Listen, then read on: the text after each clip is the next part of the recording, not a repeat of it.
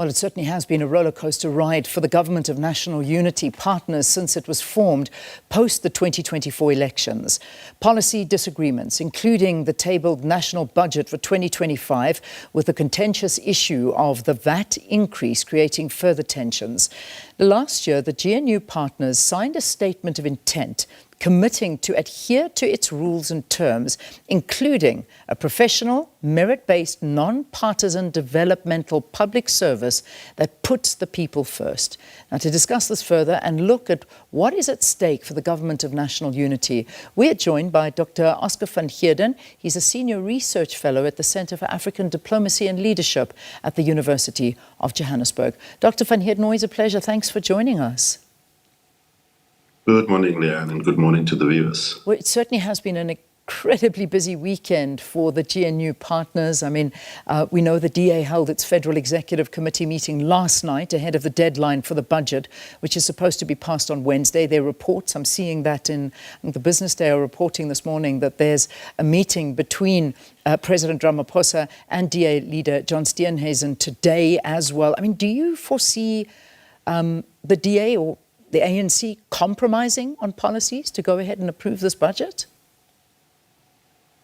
Well, you know, Leanne, the big question is which policies can be compromised on. For example, I know that in the media, certainly there is the issue of value-added tax that supposedly are so important for the Democratic Alliance that they are prepared to scupper the process. But in truth, when you interact with various people from the ANC and from other parties, it's quite apparent that there is more on the table than just the value-added tax matter. We know, for example, that this is also the budget that is going to give credence to legislation such as the Bella Act, such as the Expropriation Act, and so on and so forth. So these are policy matters that we know the Democratic Alliance has got issues with. They were not necessarily in agreement with the legislation, but at the moment it is in law. It has been signed into law. And so I think the issue really is the leaders are going to meet. What exactly is it that they're going to have to compromise on? Because as we know, the system itself, to change law, you need to follow a whole process that is going to take a number of years through Parliament and so forth. And I just question whether it is as simple as just the value-added tax. I mean, when you read a little bit further, and I mean, there's just been so much reporting on it, and I suppose you have to look at it and sort of, you know, use your own interpretation in all of this. But as you say, it seems that there's a lot more to this. Obviously, VAT is at the centre of all of it that they are saying. But when we look at, we get a bit deeper and we look at some of the agreements that were put in place and the demands that have been made from the DA if they go ahead and approve the VAT increase, but only for a year is what they are saying, and not the 2-year period that the ANC have been given. Some of them include that the Expropriation Act be amended so that a court has the final say, a tender process be established within a year, according to which the management of the Cape Town and Richards Bay ports can be devolved, an offer from the World Bank be accepted to conduct a regulatory review of the state, a devolution strategy for passenger trains to be developed and adopted, and a committee to be established to conduct comprehensive spending reviews that must reprioritize 100 billion rand in spending by the national and provincial governments by the end of the year. There are a couple of more clauses. So I think you might be right that this isn't necessarily just about that.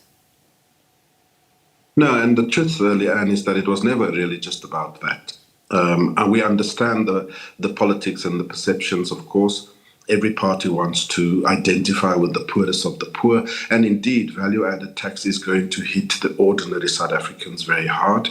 And as I say, you know, it's really up to the ANC and the DA and some of the other parties to begin to look at some of those things that are put on the table. Because what we have here, Leanne, is a situation where the time frame is so tight after a general election. The Constitution is very clear that a government must be formed within a very small space of time. I think that parties were jostling, running up and down. No one really knew what exactly should be in the agreement that you spoke about at the beginning of your show.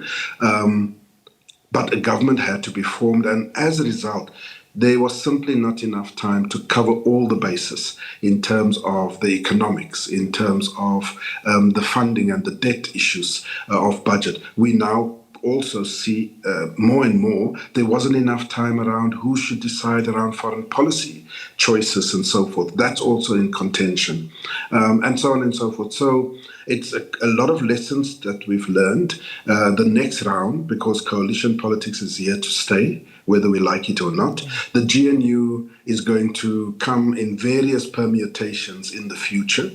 And so I think parties are going to get better at negotiating these agreements. They're going to know that they must cover more ground so that they cover all this plethora of issues that, as you've outlined, the DA has now put on the table going forward. Because if you don't, you then have this constant clashing, and that's not good for business. Yeah. It's not good for the investment, and it's certainly not good for the economy.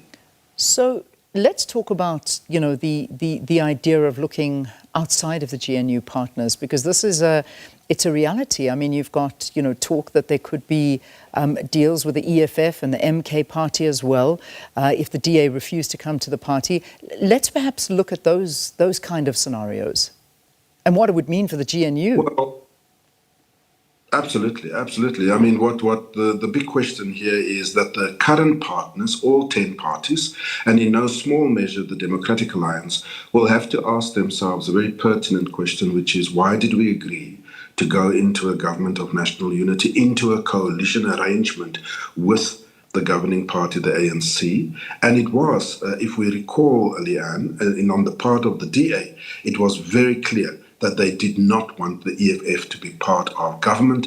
They did not want want the MKP to be part of government. And so by their own intransigence, if they are not going to be able to meet the ANC halfway, because these negotiations are about give and take, they themselves are going to give credence to the reality that EFF and MK now is going to begin to have a say in the governance of the country, in critical policy choices such as the national budget. And so the DA and a few other parties will have to weigh up that reality. As for the ANC, of course, as a responsible governing party, wants to make sure that the budget gets passed so that the everyday running of the state can resume. And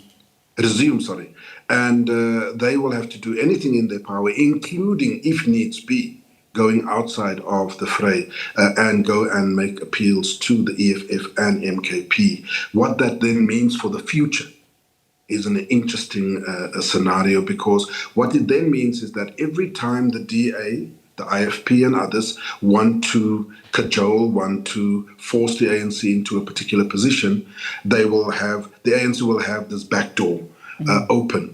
And I think that Julius Malema and Jacob Zuma is acutely aware that if the ANC comes groveling and wants their support, they can put demands on the table too. Yeah. So ANC in a pretty difficult position because concessions need to be made. But this is not only about the ANC and the DA. And perhaps maybe we need to look at the other parties that are involved in the GNU. I mean, what have the other voices been saying?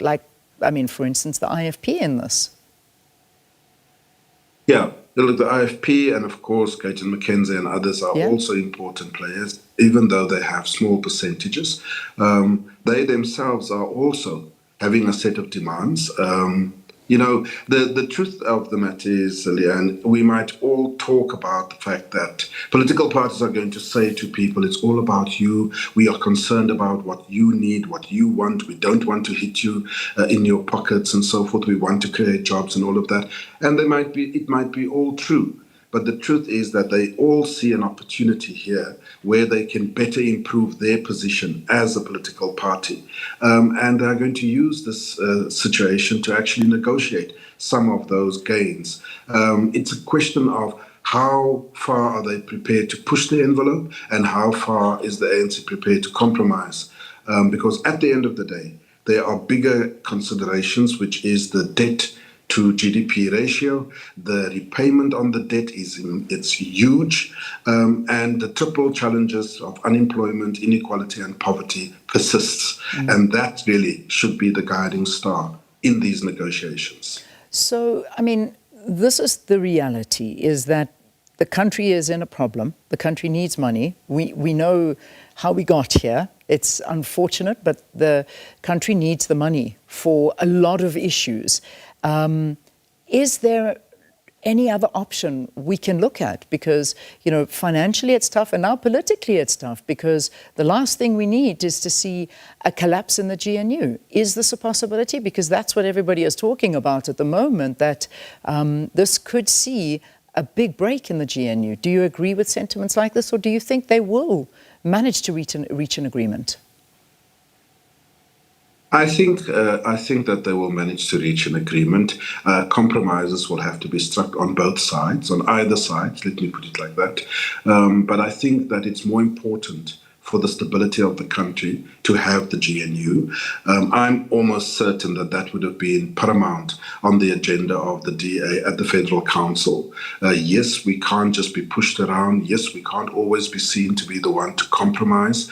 We're going to stick to our guns on a few issues, but I'm sure someone in the meeting would have said, are we prepared to break up the GNU for this?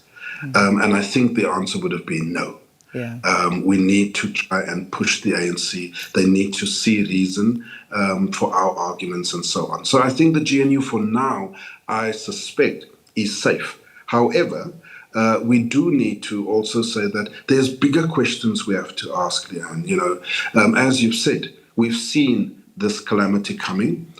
We know that there's a reason why our debt to GDP ratio is so high. It started particularly after the 2009 financial crisis globally, where all countries were negatively impacted.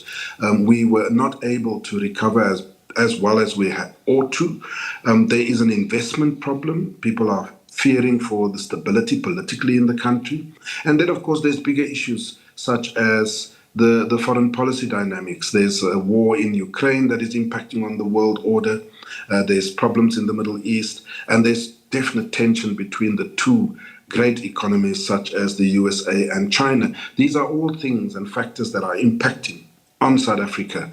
And then, of course, there's a growing sentiment, a groundswell sentiment of frustration, of irritation, and so forth, which we should also be cognizant of. So all these factors are so critical.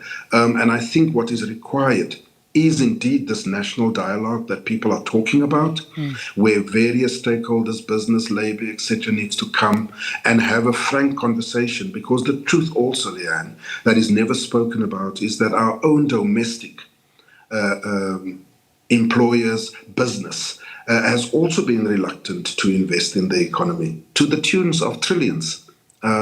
You know, at the end of the day, creating work opportunities and work is not actually a mandate of the national government. That's the private sector's job. And so there needs to be a very frank conversation in this national dialogue about what do we see the future of the country? How do we all compromise and give in order to improve the situation? Finally, Dr. van Heerden, just very quickly, what if there's a stalemate? What will happen now? Can we, as a country, afford another delay? Is it even feasible that we could delay this further? Well, in terms of the budget, it cannot be delayed. The budget needs to be approved by Wednesday, as you know. Failure to do that, and if there's a stalemate and no one is prepared to compromise, there are set processes that govern such a situation. Treasury will be in a pickle.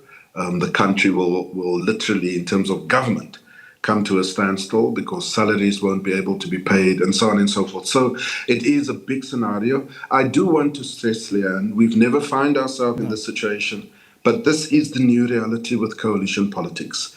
And also, it is not new globally. Many countries have found themselves in this situation where the budget has not been approved. In recent years, we think of Belgium that has gone for a number of months and months without a budget. I'm not saying that's what the situation should be in South Africa. It will be a devastating blow, and we can only hope that maturity will prevail within the leadership of the various parties in the GNU to make sure that the country is not plunged into this chaos.